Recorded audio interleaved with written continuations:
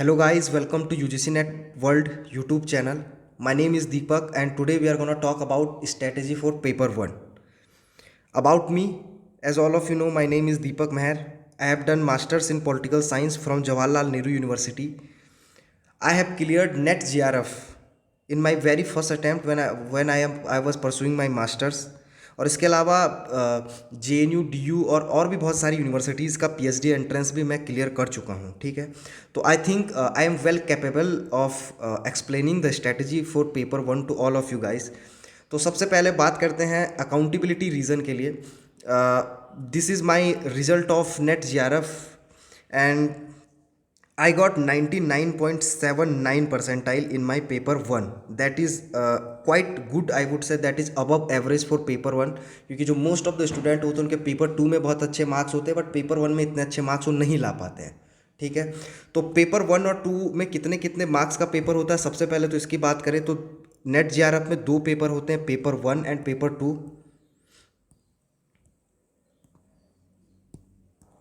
Paper 1 and paper 2, paper 1 जो होता है उसका कॉमन सिलेबस सबके लिए होता है, सारे सब्जेक्ट जितने भी सब्जेक्ट से आप नेट GRF देते हो वहाँ होता है।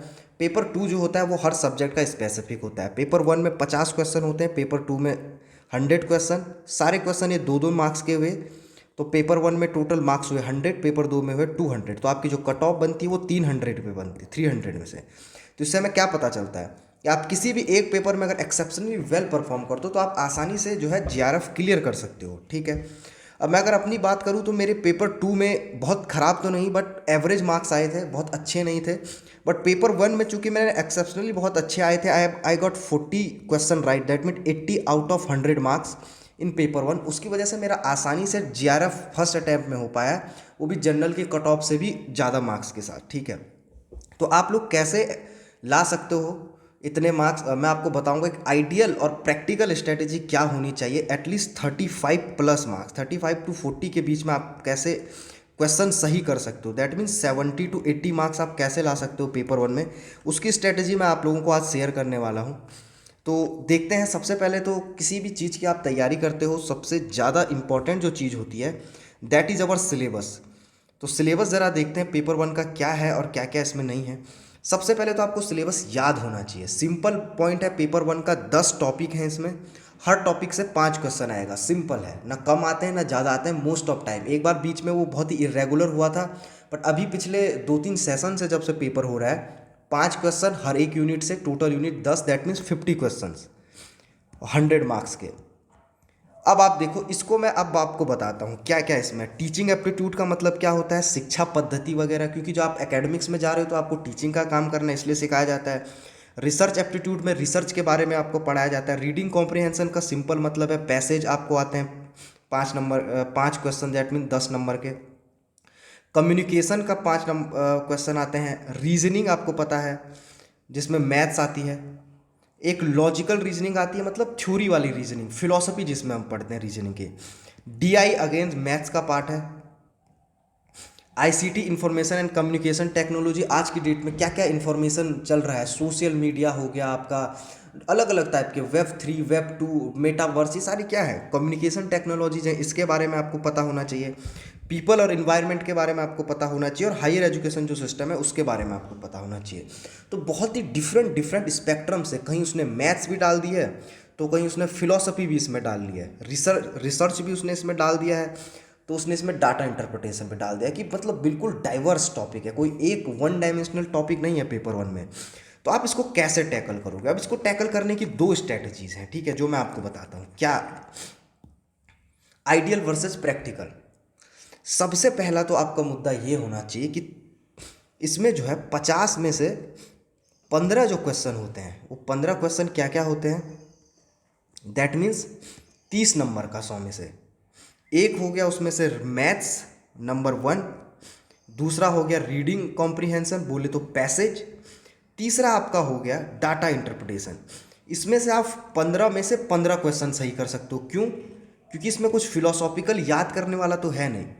तो सबसे पहला पॉइंट, चूँकि मैं आपको बता रहा हूँ मेरा जो है मैथ्स का जो पॉइंट था वो थोड़ा स्ट्रॉन्गर साइड पे था, इसलिए मैं 15 में से 15 कर पाया। आपको क्या करना है, आप में से दो तरह के स्टूडेंट हैं, जिनकी मैथ्स बहुत अच्छी है, एक वो, उनके लिए तो बिल्कुल फ़ायदेमंद है ये चीज़। जिनकी नहीं है उनको करनी है, क्योंकि आपको बेसिक मैथ्स इसमें करनी होती है 8th लेवल की या मैक्सिमम 10th लेवल की, वो भी सेलेक्टिव टॉपिक, ठीक है। वो उसकी में मैं यूट्यूब में हम क्लासेस लेंगे, कैसे मैथ्स वाला पार्ट टैकल करें, अलग अलग पार्ट को कैसे टैकल करना, उसकी भी मैं क्लासेस लूँगा। तो ये 15 में से आप 15 आराम से सही कर सकते हो, ठीक है। तो आपको रीडिंग कॉम्प्रिहेंशन मतलब पैसेज, आपको प्रीवियस ईयर के पैसेज सॉल्व करने हैं, रीजनिंग सॉल्व करनी है, डीआई सॉल्व करने हैं, ठीक है। तो ये आप 15 आउट ऑफ 15 क्वेश्चन सही कर सकते हो, ये आपकी पहली प्रायोरिटी हो, क्योंकि आपको प्रायोरिटाइज उस हिसाब से चीज़ों को करना है जहाँ जितना ज़्यादा स्कोरिंग हो। फर्स्ट प्रायोरिटी की मैंने आपको 3 टॉपिक यहाँ पे बता दिए हैं। फिर डिटेल सिलेबस अगर आपको चाहिए तो आप हमारा डिस्क्रिप्शन बॉक्स में लिंक है टेलीग्राम का, वहाँ ज्वाइन करें। वहाँ मैंने नेट जेआरएफ पेपर 1 पेपर 2 सबका डिटेल सिलेबस नोट्स वगैरह हम शेयर करते रहते हैं, आप ज्वाइन कर सकते हैं। इसके अलावा आप चाहे तो गूगल से सर्च मार के डिटेल में सिलेबस भी देख सकते हैं, इसमें से हर एक पार्ट का। फिर बात करते हैं सेकंड प्रायोरिटी आपकी क्या होनी चाहिए। सेकंड प्रायोरिटी आपके वो टॉपिक होना चाहिए जहाँ फिक्स सिलेबस हो और एक सिस्टमेटिक क्वेश्चन आ रहे हो, ठीक है, फिक्स तरीके के, एक फिक्स पैटर्न हो क्वेश्चन का। अब मैं बताता हूँ आपको कहाँ से। Teaching aptitude 1, research aptitude 2, communication हो गया तीसरा टॉपिक आपका, ठीक है, रीजनिंग हो गया चौथा टॉपिक। ये 4 टॉपिक आपके ऐसे हैं जहाँ से आपको फिक्स आपको कुछ थ्योरी पढ़नी है, टीचिंग हो रिसर्च हो, इन सब के लिए मैं बताऊँगा कहाँ से। बेसिक इनके लिए बुक आती है केवीएस मदान। अब केवीएस मदान से आपको जो 2019 में जो नेट जेआरएफ का सिलेबस था उससे पहले, 2019 या उससे पहले, उसके लिए केवीएस मदान परफेक्ट थी। पर 2019 के बाद सिलेबस चेंज हुआ, पैटर्न प्रीवियस ईयर का देखना बिल्कुल चेंज हो चुका है। केवीएस मदान से क्वेश्चन नहीं आएंगे, 5 क्वेश्चन किसी टॉपिक में तो 1 या 2 केवीएस मदान से आ सकते हैं, उससे ज़्यादा नहीं आएंगे। 100% है, इसकी मैं गारंटी ले रहा हूँ, क्योंकि मैं खुद पढ़ चुका हूँ।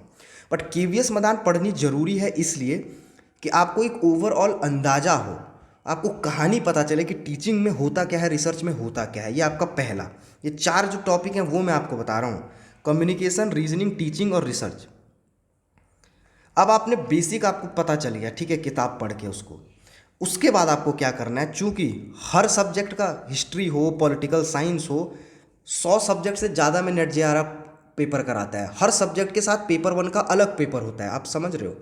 तो हर साइकिल में कम से कम 50-100 पेपर 1 मिलेंगे आपको। तो आपको क्या करना है, 2020, 21 और 22 के 10-15 पेपर 2020 के उठाने, 10 पेपर 21 के, 10 22 के, ऐसे 20-30 पेपर उठाने हैं। और उसमें चूंकि टॉपिक एक साथ सिस्टमेटिक तरीके से पूछे होते हैं, तो टीचिंग के होंगे तो 5 क्वेश्चन एक साथ होंगे। अब आपने केवीएस मदान के बाद वो 20-30 पेपर सॉल्व करने और देखना है कहाँ से कैसे क्वेश्चन आ रहे हैं। अब केवीएस मदान में वो है नहीं, आपने कहीं पढ़ा नहीं है, तो आप कैसे सॉल्व करोगे। सिंपल है, आपके पास इंटरनेट है और गूगल है। वो सारे टॉपिक जो उसमें पूछे जा रहे हैं उसको आप गूगल में सर्च करो। ज़्यादा टॉपिक नहीं होंगे, आपको एक टाइम के बाद रिपीटेटिव लगने लगेगा। जब आप 5 से 7 पेपर सॉल्व करोगे तब हर बार रिपीटेटिव होगा, बस 1 या 2 नई इन्फॉर्मेशन मिलेगी। पर आपको 15, 20, 25 पेपर सॉल्व करने जरूरी है कि आपको ओवरऑल आइडिया मिले। और ऐसे आपने अपने नोट्स बनाने हैं गूगल से प्लस केवीएस मदान से। इसके अलावा यूट्यूब में मैं भी आपको हर एक टॉपिक का अलग अलग, टीचिंग एप्टीट्यूड को कैसे टैकल करें, रिसर्च एप्टीट्यूड को कैसे टैकल करें, ये सब चीज़ें बताऊंगा। उसके लिए भी आप वेट कर सकते हो, हमारा चैनल सब्सक्राइब कर सकते हो। बट बाकी नॉर्मल मैं आपको ये स्ट्रैटेजी बता रहा हूँ, क्योंकि ये चारों टॉपिक ऐसे हैं जो फिक्स्ड हैं, स्टैटिक हैं, इनमें कुछ डायनेमिक नहीं है, ठीक है। तो आप इसको क्या कर दोगे, केवीएस मदान प्लस इंटरनेट से आपने ये 4 भी कर दिए, ठीक है। दैट मीन्स 10 में से आपके 7 टॉपिक तैयार हो गए। अब आपके 3 टॉपिक बचते हैं डायनेमिक। हायर एजुकेशन 1 हो गया, पीपल एंड एनवायरनमेंट 2 हो गया, आईसीटी हो गया 3। क्या होता है, पीपल और एनवायरनमेंट में तो कुछ भी पूछ लेता है, सारा जीके इसमें आ जाता है, बायोलॉजी, इन्वायरमेंट सब आ जाता है, ठीक है। हायर एजुकेशन में कुछ भी पूछ देता कि हमारे यहाँ सबसे पुरानी यूनिवर्सिटी यूपी में कौन है, ये कब हुआ, कभी करंट अफेयर पूछ लेता है। इसके लिए आपको क्या करना है, अगेन किताब में तो आप इन तीनों के लिए आपको कोई किताब पढ़ने की जरूरत नहीं है। पहला मेरा पॉइंट ये है होगा, क्यों, किताब में बहुत सारा जीके भरा होगा, खासकर पीपल एंड एनवायरनमेंट पे तो जीके ही जीके है। बायोलॉजी, इन्वायरमेंट इतना नहीं आप पढ़ के जा सकते हो, ठीक है। जितना टाइम 7 को करने में लगेगा उतना ही पीपल एंड एनवायरनमेंट में अकेला लग सकता है, अगर आपने स्ट्रेटेजिकली नहीं किया। बस जो मैंने आपको बताया, इसमें बस प्रीवियस ईयर क्वेश्चन करके जाओ, और अगर आप न्यूज़पेपर पढ़ते हो, थोड़ा बहुत आपका जीके ठीक है, तो इन 3 कप में भी आप 50-50% क्वेश्चन आराम से टैकल कर सकते हो। तो मैंने क्या कहा, अब आपको प्रायोरिटी की 3 लिस्ट मिल गई हैं। फर्स्ट प्रायोरिटी जहां आप 100% क्वेश्चन सही कर सकते हो वो है मैथ्स, पैसेज और डाटा इंटरप्रिटेशन। पहली प्रायोरिटी आपकी वो होनी चाहिए। दूसरी प्रायोरिटी 4 जो टॉपिक है स्टैटिक वो होने चाहिए, जैसे कि मैंने आपको बताया टीचिंग एप्टीट्यूड हो गया, रिसर्च एप्टीट्यूड हो गया, कम्युनिकेशन हो गया, लॉजिकल रीजनिंग हो गया। फिर लास्ट के जो 3 हैं आईसीटी, पीपल एनवायरनमेंट और हायर एजुकेशन, ये बहुत डायनेमिक टॉपिक है, चेंज होते रहते हैं, इतना ज़्यादा इनपुट आउटपुट नहीं है। थर्ड प्रायोरिटी आपकी ये हो।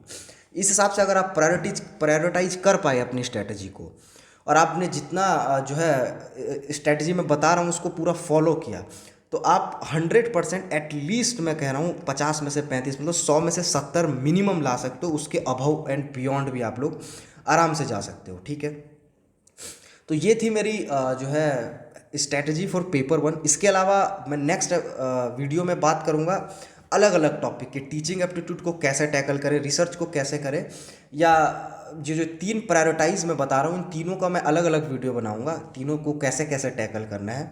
तो उसके लिए आप जुड़े रहिए हमारे चैनल को, आप यूजीसी नेट वर्ल्ड को सब्सक्राइब करिए। हम इस पे हमारा एम है कि जो जून में नेट जीआरएफ हो रहा है उसके लिए हम पूरी यहाँ पे यूट्यूब में फ्री लाइव क्लासेस लें और तैयारी करवाएं स्टूडेंट्स को फ्री में। तो आप लोग इसके लिए हमारा चैनल सब्सक्राइब कर सकते हैं और अपने फ्रेंड्स के साथ शेयर भी कर सकते हैं।